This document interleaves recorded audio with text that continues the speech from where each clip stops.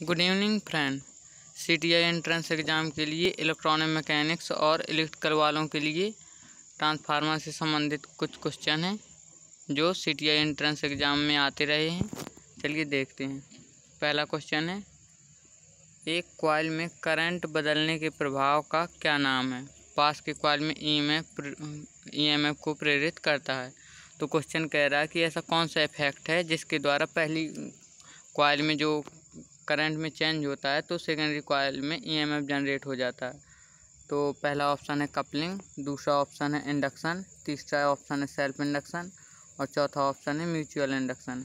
तो ये आपको पता होगा ट्रांसफार्मर में कि एक कॉइल में ईएमएफ जनरेट होता है तो दूसरे में जो जनरेट हो जाता है तो उसे म्यूचुअल इंडक्शन कहते हैं। तो चौथा विकल्प डी सही है।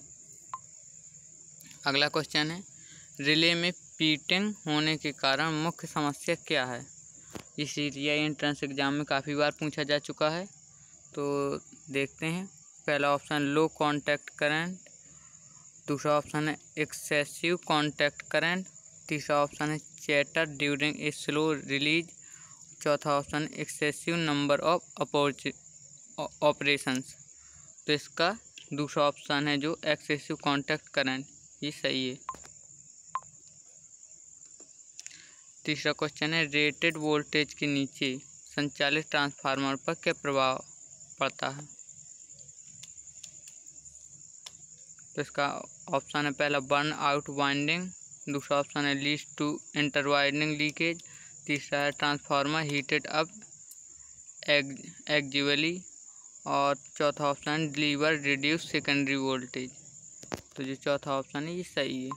क्वेश्चन को आप ध्यान से पढ़िए। रेटेड वोल्टेज के नीचे जो ट्रांसफार्मर है उसका रेटेड वोल्टेज होता है, उसके नीचे अगर कोई ट्रांसफार्मर ऑपरेट होता है तो क्या प्रभाव पड़ता है? तो देरी से माध्यमिक वोल्टेज कम होता है उसका। चलिए नेक्स्ट क्वेश्चन पर। ये है, विद्युत पैनल में वैक्यूम कॉन्टैक्टर का पर्पज क्या है? तो इसका पहला ऑप्शन है फास्ट स्विचिंग, दूसरा ऑप्शन है स्लो स्विचिंग, तीसरा है पैकेट स्विचिंग और चौथा ऑप्शन है मीडियम स्विचिंग। तो जो वैक्यूम कॉन्टैक्टर लगाए जाते हैं ये फास्ट स्विचिंग के लिए यूज़ किए जाते हैं। पांचवा क्वेश्चन है, कंट्रोल सर्किट में कॉन्टैक्टर्स के उपयोग का कारण क्या है? कंट्रोल सर्किट में कॉन्टैक्टर्स के उपयोग का कारण क्या है? पहला ऑप्शन है सप्लाई पावर टू लोड, दूसरा option to increase load current, तीसरा option to decrease load current और चौथा ऑप्शन है to protect the load from arcing. तो इसका पहला ऑप्शन है सप्लाई पावर टू लोड, ये सही है। अगला क्वेश्चन देखते हैं छठवां, ट्रांसफार्मर कोर को पतले टुकड़े के रूप में क्यों बनाया जाता है? आप सभी को पता होगा कि जो ट्रांसफार्मर का कोर होता है उसको पतला रखा जाता है। तो इसका पहला ही ऑप्शन सही है, to minimise eddy current loss. Eddy current loss को कम करने के लिए हम ट्रांसफार्मर के कोर को पतला रखते हैं।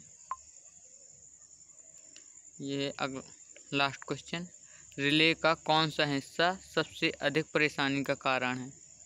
रिले होती है उसमें ऐसा कौन सा हिस्सा है जिसके द्वारा परेशानी होती है उसमें? पहला ऑप्शन है हिंग्स, दूसरा है रिले कॉइल, तीसरा ऑप्शन है रिले कॉन्टैक्ट और चौथा ऑप्शन है फ्रेम एंड कोर।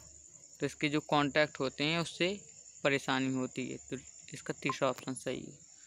चलिए दोस्तों, आज के लिए इतना ही। कल फिर वीडियो लेकर आऊँगा मैं।